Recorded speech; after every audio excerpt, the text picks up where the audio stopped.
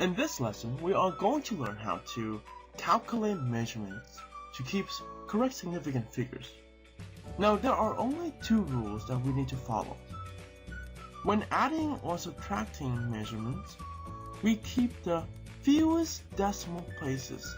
Now, the fewest decimal places are basically the places after the decimal. Now, of course, sometimes we have no places after decimal as well. For when multiplying or dividing, however, we keep the least number of significant digits. In order to determine the number of significant digits, we need to apply the three rules. Where non-zero is significant, 0 between two non-zero is significant, and when we have a decimal number, we start counting from the first non-zero all the way to the end. So notice the two differences. Now let's do some examples. Here I have 11.50 grams plus 2.0 grams plus 1 gram. So this is addition or subtraction.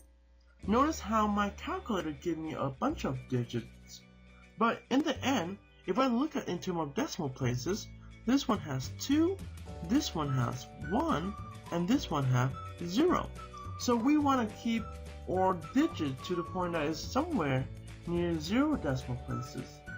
So we had to keep 1 extra, which is 1 decimal places. So here is our extra 1 decimal places. So we have 14.5. There you go. Because we need to round in a way that keeps 0 decimal places, which is at the 4 right there. So the 4 is determined by the 5. So the 4 is our selected digit, our focus digit, where we're going to round at. That 5 will make a 4 into a 5. So in the end, what we have here is 1, 5. And this, of course, will become 0, but we don't need to keep those. That is our answer right there. Because we only want to keep 0 decimal places. Let's try another example. Here I have 0.5 plus 1.00 plus 1.0. So notice this case is also addition. We have 1 decimal places, we have 2 decimal places, and we have 1 decimal places. And what is the lowest decimal place that we have? Of course it's 1. So I plug this into the calculator, and because I want to keep at least 1 decimal places, so I'm going to copy down at least 2 decimal places. 2.50. And here's my first decimal places. And of course, look at the next digit. This 0 will make a 5 stay the same, so we just have 2.5. And that's all we have to do.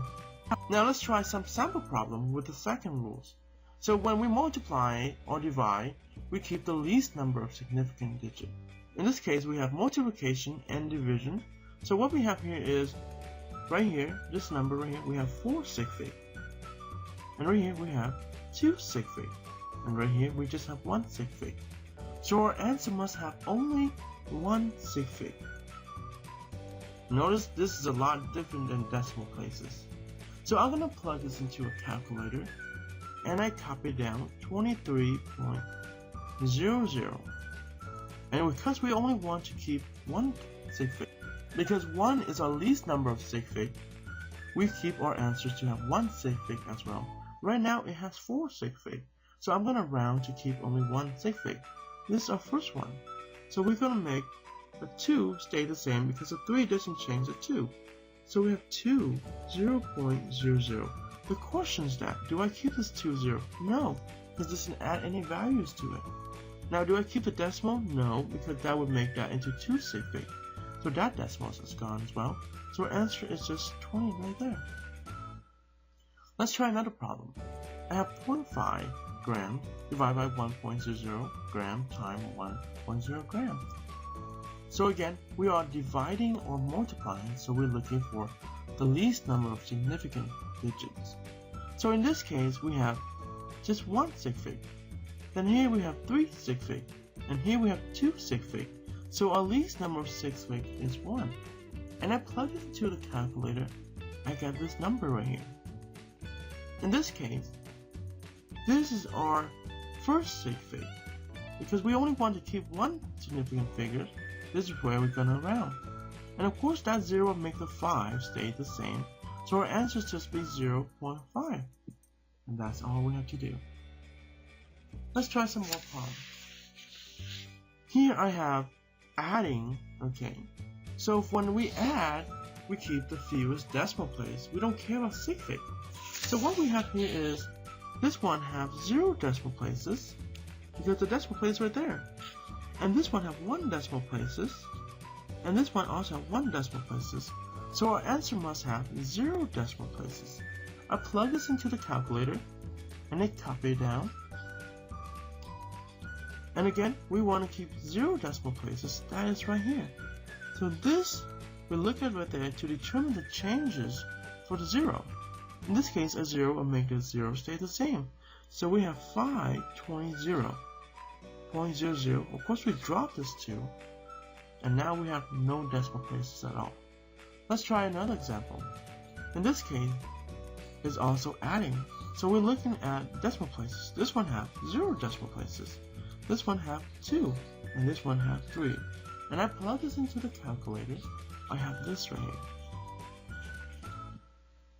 And we want to keep 0 decimal places, and this is where we're going to round right there, because we want to keep 0 decimal places.